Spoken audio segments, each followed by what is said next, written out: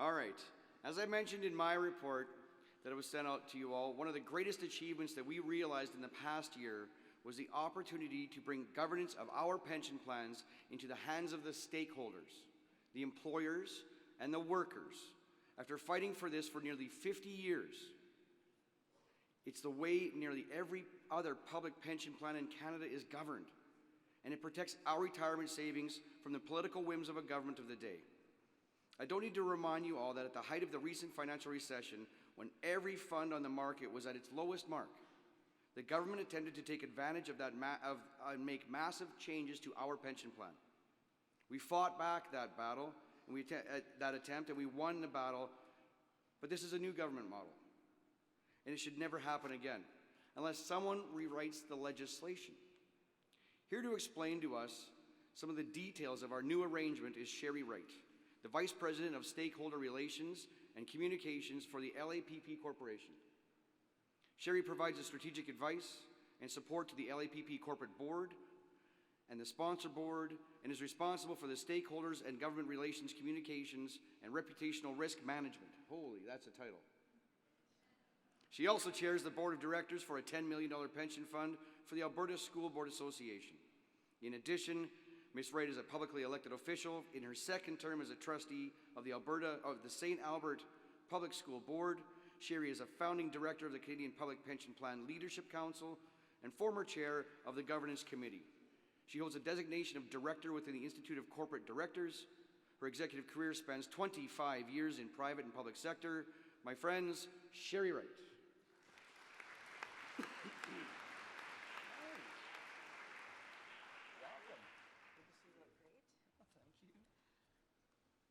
Hello, everyone. It's great to see so many of you out today. Just get myself organized here.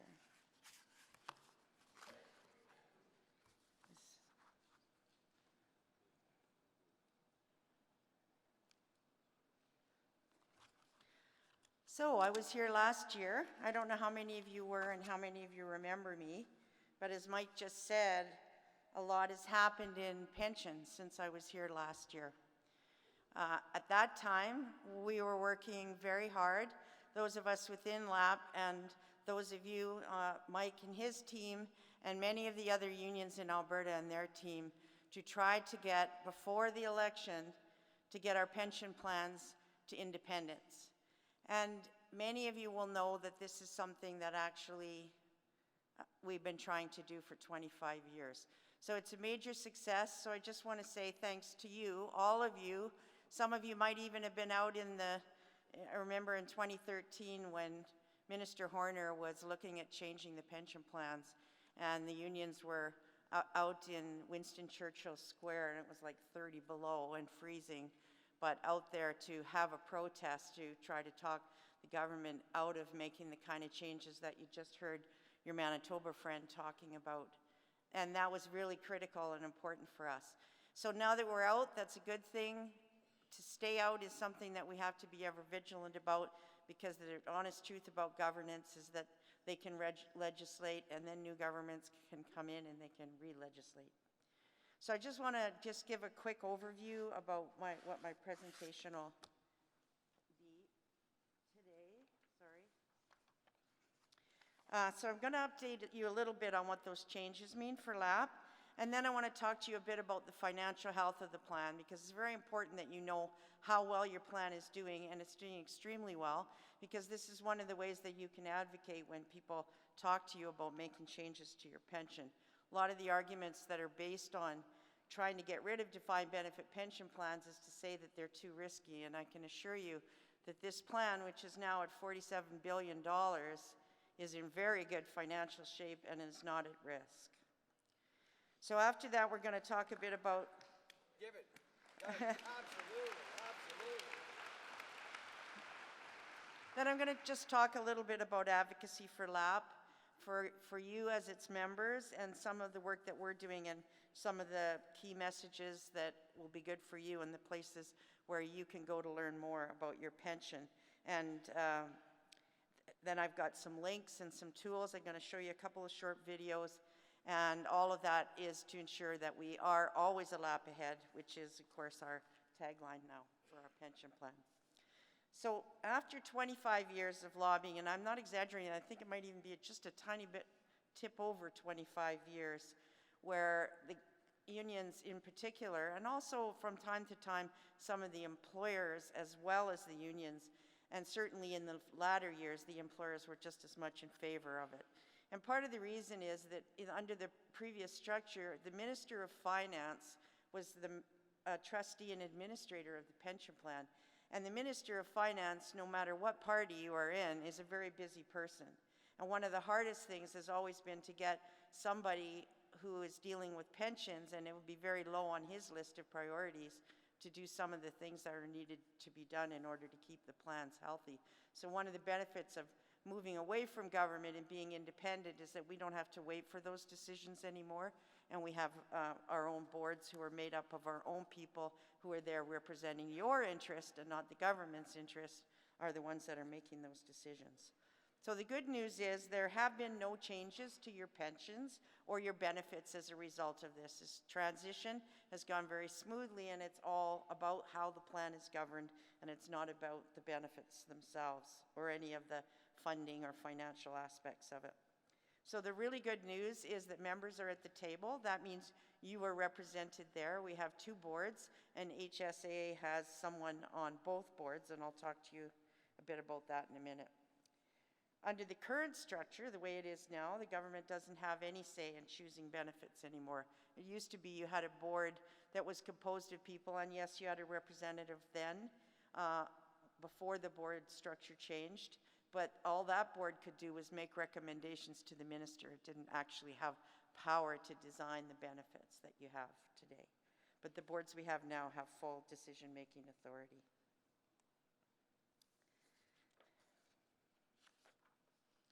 So this is the kind of technical part, and you're not going to be too interested in this, so I'll just leave it with you, and I'm sure you guys have access to this slide deck. But this is just to let you know that now we're under something called the Joint Governance Act, and we are there with a couple of other pension plans now. The Public Sector Pension Plan, which covers government employees that are not managers, and the Special Forces Pension Plan, which covers the municipal police forces across the country. Across Alberta, I mean. So we're all in this act together. The way the act is written, there is full independence, but unfortunately, again, we still are a creature of a piece of legislation. So what will become important is that that legislation isn't changed or tinkered with by a government, say this government or any government ahead. So this just shows you, and it still looks a bit complicated, but the point is that on your left, you see that pink box at the top, and that talks about the plan sponsors. Now, the plan sponsors are the people who pay for the plan. So that means you as a member who contribute money on your check every month, you're a sponsor of the plan. You are represented by your unions at the table. And then there are employers who actually also pay the same amount you do, plus 1% more towards your pension benefits. And they are also sponsors of the plan. And now it's the employers and the employees coming together at the pension table that make the decisions. That's the important thing about that to know. So HSAA is one of 6 unions, sponsors named in the Act, and it has a seat on both boards. On our sponsor board, your representative is Mike Parker, your president. And on our corporation board, your representative is Laura Haro, your executive director. And we have a 2-board system now because there are 2 different things going on. With the corporate board, we have, as a corporation holding that much money, a responsibility which is a fiduciary responsibility to you as the members. And it's our job to ensure that the money that we're holding for you is being well invested and is being properly managed, and that your benefits are being paid to you appropriately and on time. And that is the job of the corporate board. And then we have a sponsor board, which is the people who are there not to represent the interest of everyone as a whole, but they are there to represent your interests as individual members of specific unions and as individual employees of specific employers. And they come together on the sponsor board. The key responsibilities would be amending the plan text, setting the contribution rates, which is how much you're paying for your benefit out of your check, establishing a funding policy, which basically identifies the risks and what it is that we want to undertake when we go to fund the plan, and then reviewing the LAPP corporation budget is part of those responsibilities. Sponsor board in the new act is also charged with considering the interests of the retired members. There is no longer a person who represents the retirees. It is now the responsibility of everyone on the sponsor board to represent the retirees. They can delegate some of their responsibilities to the corporation. I work for the corporation. I'm one of a very small staff. There are only 8 of us, and we do the work to oversee, to support both of the boards, and to oversee that on the investment side, everything's going well, and on the administration side, everything's going well.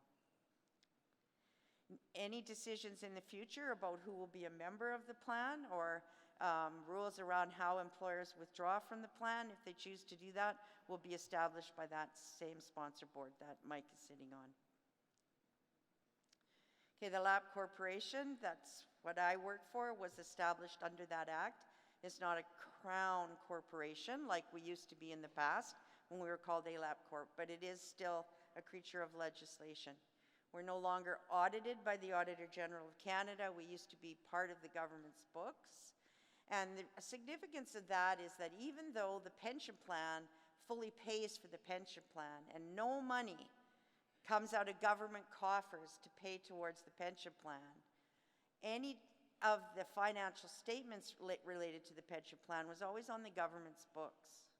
So the government always saw itself as needing to manage that if it was in a deficit position, or needing to deal with that if it was in a surplus position. Now that's not the case. We're not going to be on the government's books anymore. It's not going to be something that they would point to. So that's a better situation. So the corporate role, as I said, that's trustee and administrator of the plan, and it's basically about dealing with the investments and setting the actuarial valuation for the plan, which is how much we determine is going to be needed. Because the reason why your plan is that much money in the coffer right now, $47 billion, is because we don't just fund a plan to pay for pensions of the retirees who are retired today. The amount of money in the bank has to cover the promise that we've made to all of you in this room and the rest of the 265,000 members who are in this plan for the rest of your lives. That's why there's so much money there, and that's why they're so far ahead, and that's why you can't let people tell you that this plan is at risk and we don't have that. That money, we have to, by rules, make sure we set aside all of that money in advance. So out 90 or 100 years, that money's in the coffer and we're good. Other responsibilities include annual budget, things like that, communicating with you and members, which is a large part of the job that I do, and I'll talk a bit more about that in a few minutes. The boards are appointed by sponsor organizations. On the union side, those organizations are HSAA, the United Nurses of Alberta, Alberta Federation of Labor, CUPE, and Alberta Union Provincial Employees. And together, those 6 used to be, during those 25 years when we were fighting for independence, they came together on a regular basis, and they were known as the Pension Coalition, the Labor Coalition on Pensions. And that is how they managed to sustain over all of those years that fight for your pension, which is so important. So the fiduciary, I've already explained all of that. Basically, this stuff is pretty technical and boring, and you don't really know about all of this, but any of you who are interested, you could find information about this on the website. One aspect is that we didn't get full independence in the sense that in the past we've always had to use Alberta Investment Management Corporation as our investment manager, and we've always had to use Alberta Pension Services as our pension plan administrator. We've actually done well with both of them over the years. There's no issues related to that. The only issue related to being in a position where you don't have a choice is that it's very difficult to be able to manage the kind of standards and outcomes that you want if you don't have the ability to walk away and hire someone else. So it just makes good business sense that you would have that. Under the new legislation, we don't have that for 5 years. So for the next 5 years, we're committed to using it, and we've already put together some written legal agreements on what standards we expect. And then sometime between now and that 5-year period, we'll be making decisions about how we move together with these organizations, or not, if that's what the case will be. Frankly, our goal is to continue to work together and serve everybody's needs, because so far we're doing very well. So I just want to talk a bit about plan demographics, because I wanted you to understand that how much money you have in the bank is not all that's important about a pension plan. What's important is your ability over time to sustain that kind of, well, sustainability. And part of that, it rests on something that we call plan maturity. So plans that have been out there for a long time and they don't have a lot of growth. So you look at the top one here, MEP. That stands for the Management Employees Pension Plan of Alberta. So those are all your government and Crown Corporation managers that are no longer getting a public sector pension plan. They're up one more level. You can see that it's almost one-to-one there. So the top row of the little heads and hats that you see are the number of retirees. And the bottom row, right under them, are the number of people actively working that are paying for those.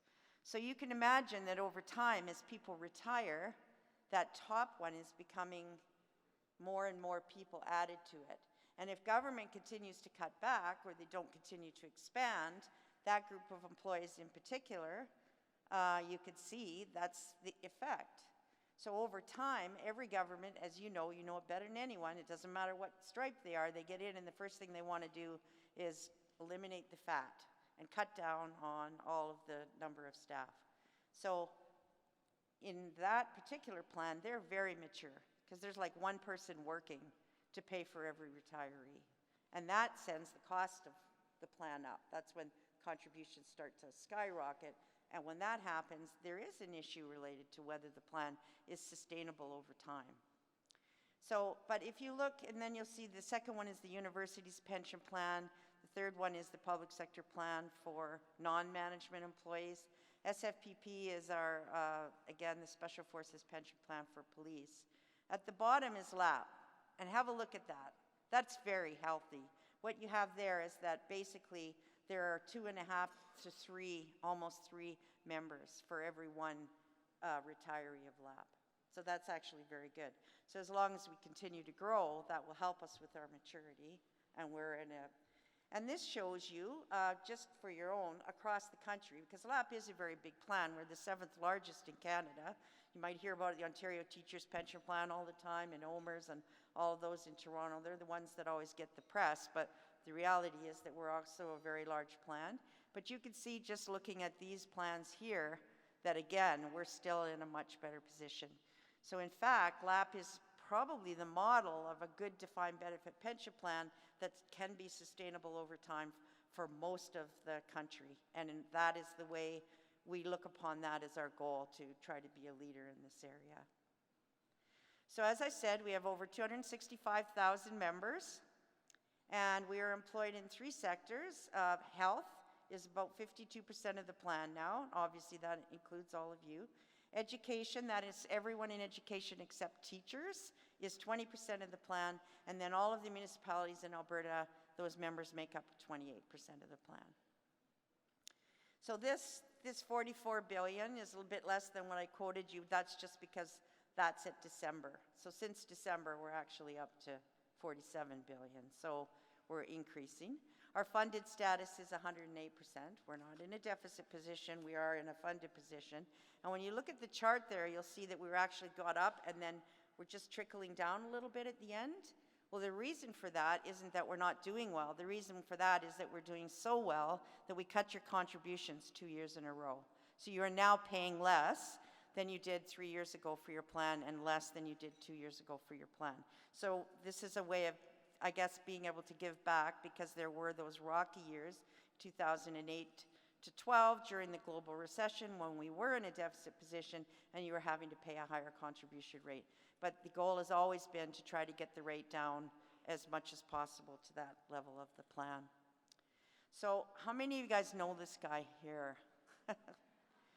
So I want to talk to you about him for a minute, because he is what I call a water cooler advisor.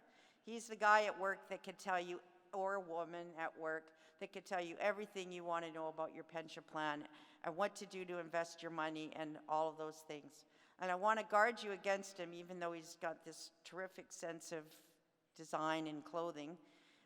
I guard you against listening to him too much, because in reality, everything that you need to know, I've worked for 2 years really hard to put on the website for you in easy to understand, simple language with lots of different tools. You could leave here today and you could go out and you can plan your retirement based on what's there. So I want to encourage you to be proactive about that. Don't wait till you're just about ready to retire. The younger you are, the better, because there are things you can do to improve the value of your plan by buying back service and being aware of opportunities like that. There may not be someone at work that can help you with that. I know that AHS and their HR people are overwhelmed. You know, ever since they centralized, you can imagine when they talk about cutting, they're cutting in the back areas, typically in finance and HR, places like that. So here's a video I want to show you that talks to you about your website and how you can get around in your website. And it's, oh, there it is. There's no sound on it. There's no sound. Oh, there, okay. That interest has stayed with him through his working career as he looks forward to his eventual Good. retirement. Am I running Benny along? is fiscally fit. Am I running along? He knows that retirement will be expensive, and saving for it is more of a marathon than a sprint. Stick with Benny on the inside track to success as he guides you to good pension practices, making sure you are always a lap ahead on your race to retirement. And as you prepare for your victory lap. Great, I can tell you're eager to get started. Let's follow Benny as he leads us to more info about your plan on LAPP.ca. Your plan has value. It is a pension for life and provides longevity, a stable income, and it is predictable. Your plan is also collaborative. Your employer will contribute 1% more than you do. It grows yearly to help protect you against inflation. It's flexible. You can choose to retire early. And finally, your pension is stable and secure. Where to next, Benny?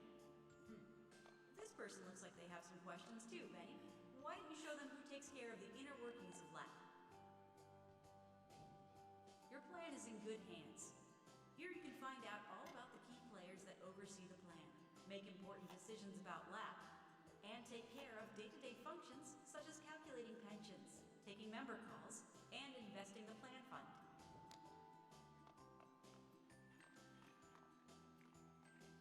Your pension is secure. LAPP is an industry leader in enterprise risk management and manages billions of dollars for members. From the setting and maintenance of important investment and funding policies to the management of key risks by the board. All of this is here to ensure that your pension will be there when you retire. Your life is complicated enough, right, Benny? Your life with LAPP won't be. The LAPP site offers all kinds of helpful information for whatever stage of life you're in. So whether you're just getting started or getting close to retiring, we've got you covered. LAPP.ca is simple.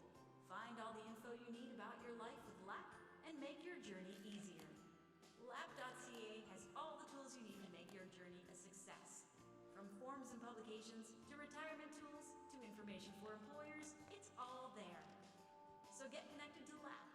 Stay in stride with Ben E. Fit and start your pension journey today. LAPP.ca, always a lap ahead.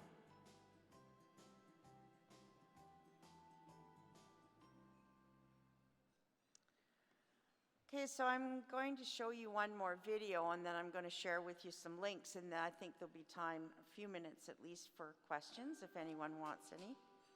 This one is just to talk to you about your plan and just so that you understand what the value of your plan is and how it is just a piece of your retirement planning, which is part of why that it would be a good idea for you, if you're not currently involved in starting your planning, that you should look at doing that. Okay, so now we'll, didn't work. Hi, this is Ben E. Fit, but he goes by the name Benny. Benny cares about his pension because he is fiscally fit. He knows planning for retirement is more of a marathon than a sprint, so he pays attention to his retirement planning. Let's watch as Benny uncovers at least 6 ways a LAPP-defined benefit pension has value. Your LAPP pension is a pension for life. Unlike some other retirement plans, you will never outlive your pension. Once you retire and start collecting your pension, you will receive it whether you live another 20 years or another 40. A LAPP pension is predictable. Your pension is calculated based on your salary and the number of years you have been a contributing member of the plan. Your pension is not based on the amount you pay in contributions or the amount earned investing that money. This means that the pension paid to you each month, your benefit, can be estimated in advance, or in other words, defined. Your monthly pension will not change, even if the economy does. Your plan has value because retiring sooner than age 65 is an option with your LAPP pension, and you can choose to do this, whether due to your health and well-being or just your plans for retirement living. If you are eligible, you can retire with an unreduced pension as early as age 55.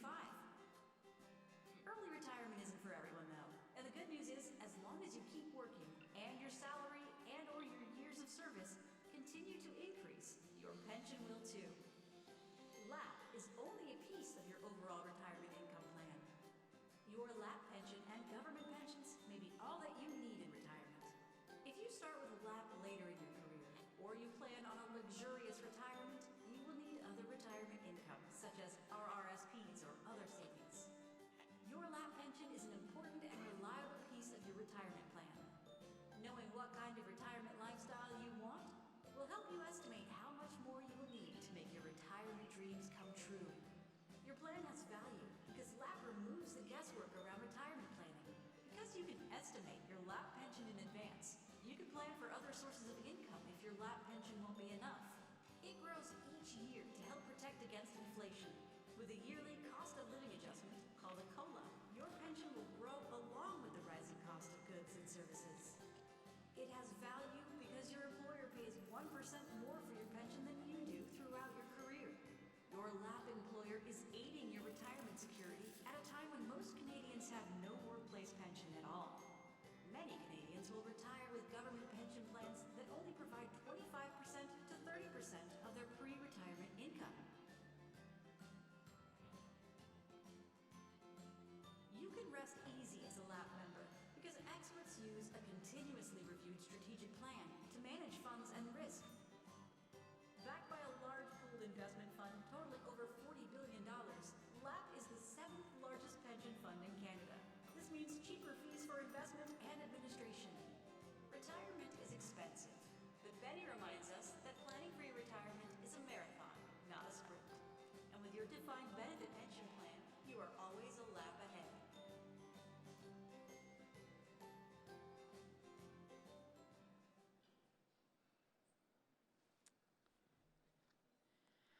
So I did want to tell you that we just, I think yesterday, just launched 3 new videos. We've started what we call a fast track series, which is just quick 1-minute videos. These were each about 3. Quick 1-minute videos that teaches you one aspect of your benefit. And the 3 we launched are related to what your different options are at retirement, depending on whether you're single or whether or not you're married. So we're always adding new things to the website, so I encourage you to go on www.lapp.ca and check everything out. I'm leaving with you a number of links here. I'm hoping that you'll have an electronic version of this mailed to you and that you won't have to type this long string of links out. But I think even if you just go to the website, you'll be able to find some of these things pretty easily without having to. I'm also giving you some other links that are of interest to you There's a Canadian retirement income calculator that the government puts on the website, and you can go in there and you can like plan everything related to what you're going to get for your CPP and other government pension plans and how much you think you might have in an RSP saved, and you can calculate everything and go in there on a regular basis and just do a double check on where you're at. There is also a Canadian financial literacy database which has lots of little different tools about retirement, retirement planning, pensions, tax issues related to any of the above. And I encourage you to go on and take a look at those too. There's even a video there that explains how to use the database. So I think I've managed to cover off my presentation, and I think if there's time for questions, then I'm happy to take questions. We'll see how that plays out, Sheri. You know, one of the hardest conversations that I have to have with members is on the discussion of pension, and yeah, it's a cost. I remember being a casual and a part-time worker working full-time hours, and I got the offer of full-time. I thought, oh, this is great. I get benefits and whatever this pension thing is. And then I saw the deductions. Yeah. Oh, what the? So, but that's the reality of what it looks like. And today I'm sitting here with 20-some years of service into my plan, and I'm going to be okay. Yeah. So. It's hard because I think when you're, especially when you're younger, well, all of us, we have other expenses. But the reality is, what people don't understand is that we are living longer, and you do need between, it used to be, I remember my parents telling me, you know, you should save between 7 and 10% of your income towards your retirement. Well, now, with the cost of everything the way it is, they're saying really it should be like 14. So the advantage is you're taking the benefit of money the employer is putting aside to match for you. And the way it's set up is that if you manage to get your full number of years, and most of you, I guess, will always be in your profession. So the good news is if you're in the plan for 35 years, when you retire with your CPP, you're going to have 70% of your retiring income over 5 years. And that's a pretty powerful retirement plan. There are 11 million people in Canada that don't have a pension plan at all at their workplace. Yeah. So. One of the core values of our union is to fight for a pension plan for all. Can I get mic 3, please? Hi, Joanne Fleming from Peace River.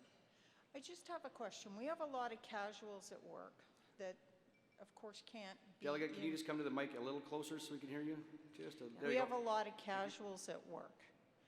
They're not allowed to enlist in the LAPP. I've been asked several times to find out, is it possible for them to contribute on their own, not employer matched, but belong to the LAPP? So the answer to that is that currently that is not allowed. What would the future say to that? It's kind of wide open now. We have a sponsor board that has an ability to look at participation in the plan and make decisions around what should be allowed and what not should be allowed. And what you're asking about is being done by a few places where they'll allow to actually supplement with their own savings. And that might be the future for LAPP. Currently, that's not the case, but it certainly could be the future.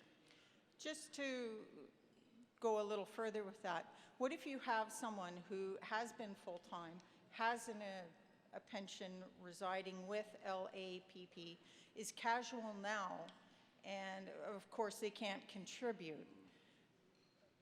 Is there, and if this is something that's being thought about, who would we contact to kind of push this forward? So here's the guy here. Mr. Mike. I will say one thing. We are so early in our governance that we have not set up the process yet whereby members could make requests and have that as part of the sponsor board review on an annual basis. But definitely, this is actually an issue that our sponsor board has discussed already. And as I said, Mike is a member on the sponsor board, and I think that, you know, it may take time to get some of these things in place. This has really only been doing this now since the 1st of March. But the boards now have an ability to make these kinds of decisions, whereas in the past we had no ability. That would have been up to the Minister of Finance. So I would say make all of you who have ideas, make them known. Do it to Trudy and to Mike and to Laura, and then those things can come forward to the boards. I hope that helps you guys understand why we've been fighting so damn hard for so damn long to control our own plan. Because, thank you guys. Because begging someone else was absolute garbage. So I've got Speaker Mike 1, please, and then I'm going to be moving on. So. Good morning, Laurel Jackson, Calgary District.